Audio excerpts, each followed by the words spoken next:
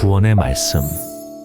우리는 살아서 마음의 지옥을 경험해요. 여러분의 모든 앞으로 이 땅에 존재하는 모든 악과 고통과 그리고 부조리와 그 모든 이 더럽고 추악한 건요, 전부 짐승에서 나온 게 아니라 인간들 마음에서 나왔던 거 동의하시면 아멘. 역사를 이렇게 더럽힌 건 호랭이나 사자가 아니에요. 역사를 이렇게 내내 더럽히고 상상할 수 없는 죄악으로 가득 차게 한 건 바로 만물의 영장으로 지음받은 인간 놈들이 한 거라고요. 그것도 딴 데서 나온 게 아니라 마음에서 나왔다고요. 넌 누구야 하고 물으면 숨길 수 없이 우리의 존재는 우리의 마음에 달려 있어요. 앞으로 좋은 세상을 꿈꾼다고요? 여러분 마음 들여다보시면 희망이든지 절망이든지 보여요. 잠언 4장 23절은 무릇 지킬 만한 것보다 더욱 내 마음을 지키라. 생명의 근원이 이에서 나면이라. 지킬 것 중에 내 마음을 지켜라. 만약 내 인생을 고치고 싶으면 여러분 마음을 고치지 않는 한 천하에 무슨 연습을 하고 노력을 해도 여러분 마음 못 고치면 전혀 아무리 다른 환경이나 좋은 세상으로 아무리 좋은 위치를 갖다 주어도요, 마음이 아프면요 세상 다 아파요. 마음이 어둡잖아요? 그럼 다 어두워요. 마음이 혼란스럽고 뒤엉켜 있잖아요? 그러면 천하 없이 젠틀하고 아무리 외모를 꾸며도요 그 삶이 지저분하게 엉켜 있어요. 그게 우리의 운명이에요. 수백만의 젊은 세대들 마음이 아파요. 너무너무 마음이 두려움에 쌓여 있어요. 너무너무 마음이 정욕으로 가득 차 있어요. 방향을 잃고 흔들려요. 여러분의 마음을 들여다보면 지옥의 예고편이 딴 데 있는 게 아니라 내 마음에 있어요. 잘 살고 싶어요. 행복하고 싶어요. 근데 절대 이게 남의 탓이 아니고요, 남의 탓 자꾸 환경 탓하는데 아니요, 그게 그것 때문에 만약 불행했다면 그거 없어지면 평안해야 될 거 아니에요? 아니요, 없어지고 소원이 이루어지면 더 인간 더럽게 타락해요. 그래서 로마서 3장 23절에 모든 사람이 죄를 범하였음에 하나님의 영광에 아예 이를 수가 없다고 성경이 선언해요. 이 결정적인 증거가 뭐냐?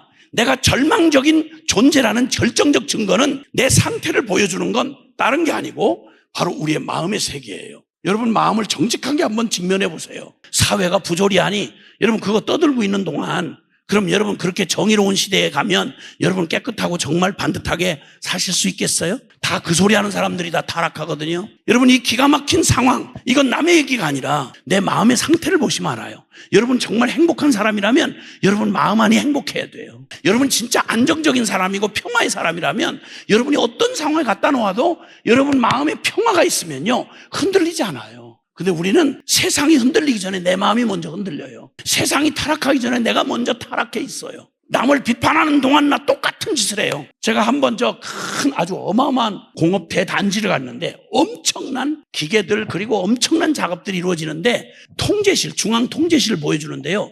거기서 스위치 하나 오르고 내린 거에 따라서 어마어마한 공장들, 그런 기계들 중앙 통제실에 다 통제되더라고요. 세상이 아무리 복잡하고 난리한 것 같아도요, 사실은 저와 여러분 자신의 마음 안에 달려있는 거예요. 비행석 조종실처럼, 그리고 또 큰 공장 단지의 중앙 통제실처럼 여러분 우리의 인생과 나를 통해 빚어질 모든 삶이 어디서 다 벌어지냐면 내 마음에 있는 거예요.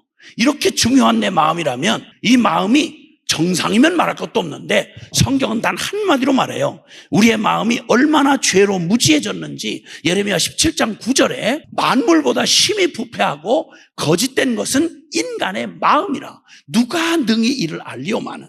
알 수가 없어요.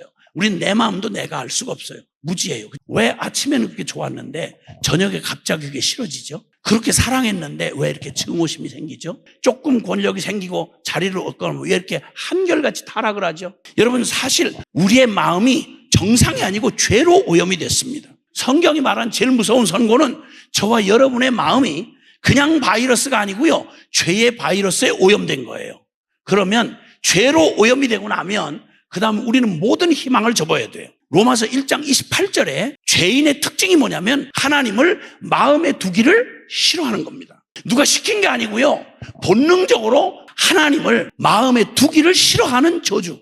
그러면 하나님을 마음에 두기 싫어한다는 말은 무슨 말이냐면 저는 자기의 운명도 못 바꿀 무능한 자이면서 내가 하나님 되고 내가 주인 되고 싶은 거예요. 내 멋대로 살고 싶어하는 이 자연스러운 죄성이 바로 가장 무서운 하나님을 마음에 두기 싫어하고, 두 번째, 죄의 노예로 살아갑니다. 그러니까 골로새 3장 5절에 보면 너희는 땅에 있는 지체를 죽이라. 즉 하나님 없이 죄인이 된 너의 지체를 죽이라. 음란과 부정과 사욕과 악한 정욕과 탐심이다. 인류 역사에 존재하는 수많은 죄인의 증거 중에 누가 가르친 거 아닌데요, 우리는 정욕을 가지고 태어납니다. 안목의 정욕, 육신의 정욕, 이생의 자랑.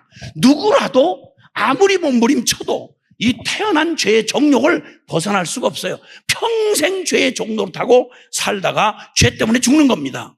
자, 이렇게 그 중에 제일 확실한 증거가 뭐냐? 죄의 결과가 바로 사망입니다. 죄의 결과가 사망. 로마서 6장 23절에 죄의 싹은 사망이라고요. 나는 날 죄인이라고 동의할 수 없는데요, 이렇게 말하지만 아니요, 누구도 죽지 않는다면 가능해요. 그러나 죽는다면 우리가 죄인이라는 사실을 부인할 수 없습니다. 그럼 길은 오직 하나입니다. 내 존재 안에 중앙통제실 같은, 조종관 같은 내 마음이 죄로 오염이 됐다면 나의 생애는 연구하고 그림을 그려볼 필요가 없습니다. 운명 정해져 있습니다. 죄는 반드시 심판을 받게 되어 있고요, 그리고 그 심판은 영원한 생명을 저 지옥 심판의 영원한 곳에서 어둡고 불 가운데 지낼 거냐, 아니면 하나님의 영광의 죄와 상관없는 죄 용서받고 영광의 구원을 누리는 그런 사람으로 살 거냐. 이 운명이 딱 두 운명이 기다리고 있는 겁니다. 여기서 길은 오직 하나입니다. 하나님과 영원히 분리되어 있던 죄인일 수밖에 없는 우리의 병든 나의 영혼을, 내 내면을 치유하고 회복하고 새롭게 하실 수 있는 유일한 길을 창조주 하나님이, 요한복음 3장 16절, 하나님이 세상을 이처럼 사랑하사 독생자를 주셨으니 이는 저를 믿는 자마다 멸망치 않고 영생을 얻게 하려 하심이니라. 천만다행히도 하나님이 그런 피투성이란 된 우리를, 그 살아서 뭐하나, 결론 난 죄인들인 우리를 이처럼 사랑한다는 게 천만다행입니다. 하나님이 우리를 버리지 않으셨습니다. 여러분 사랑하는 여러분, 하나님이 우리를 포기하지 않으신답니다. 그리고 실제로 하나님은 하나밖에 없는 아들을, 우리를 살릴 유일한 길은 이거 개선하고 고쳐서 될 게 아니고, 닭이 아무리 긍정의 힘으로 몸부림을 쳐도 독수리 될 수 없듯이 저주받은 나의 옛사람, 병든 오염된 마음을 가지고 태어난 나, 옛사람, 내가 주인이었던 죄의 노예하던 나를 십자가 앞으로 초대하셔서 예수님이 내 이름표 달고 내가 받을 심판을 대신 죽어서 이 저주받은 운명을 끝장내신 십자가 복음을 준비하시고, 그리고 부활하신 그 분께서 한 가지를 요청하십니다. 이 예수님을 새 생명으로 받아들이라는 것입니다. 이 복음을 듣고 처음 깨닫고 나는 태어난 운명 지어진 죄인이 나의 운명인 줄 알았다가 하나님이 내 눈에 영의 눈을 열어주시고 하나님이 이루신 복음을 알아듣게 하셔서 유일한 살 길, 이 길이요 진리요 생명 되신 예수님이 실제로 이루신 십자가 대속의 죽음과 부활 사건이 내 이름으로 이루어진 일이에요. 그래서 예수 죽을 때 나 옛사람 저주받은 나 죽었고, 이제는 오직 내 인생의 문제 해결사 도우미가 아니라 예수님을 새 생명 전부로 받아들여서 영접해서 이제 내가 사는 것 아니요, 내 안에 그리스도가 사시는 이 놀랍고 신비한 복음으로 초대하는 게, 이게 바로 인생 해답 없는, 더 이상 살 이유를 찾을 수 없었던 우리에게 하나님이 예비하신 유일한 복음이며 온 인류를 살릴 유일한 복음을 우리에게 허락해 주셨습니다. 우리는 이런 고백을 합니다. 갈라디아서 2장 20절에 내가 그리스도와 함께 십자가에 못 박혔나니 그런즉 이제는 내가 산 것이 아니요 오직 내 안에 그리스도께서 사신 것이라. 이제 내가 육체 가운데 사는 것은 나를 사랑하사 나를 위하여 자기 자신을 버리신 하나님의 아들을 믿는 믿음 안에서 사는 것이라. 아멘. 여러분, 우리는 태어나서 지금까지 속아 살아왔습니다. 이게 다 운명이고 운명이 난 줄 알았습니다. 내 마음에 병든 오염된 이 마음 가지고 내가 무언가를 꿈꾸면 될 수 있다는 거짓말로 모두가 그렇게 속고 죽어갔고 비참하게 멸망의 길로 갔습니다. 그런데 주님이 태어나서 누구도 본성으로 알 수 없고 누구도 들려주지 않았던 한 복음을 성경 전체를, 역사를 전체를 통해서 우리에게 말씀합니다. 요한복음 1장 12절에 영접하는 자, 곧 그 이름을 믿는 자들에게는 하나님의 자녀가 되는 권세를 주셨으니. 할렐루야. 여러분, 우리 새롭게 될 수 있을까요? 우리 희망이 있을까요? 나에게선 불가능합니다. 빨리 오늘 밤 나의 부도난 나의 인생을 철저히 인정하고 십자가의 죽음밖에는 대답이 없는 나의 운명에, 부도난 나의 운명을 얼른 인정하고 알기만 하면 됩니다.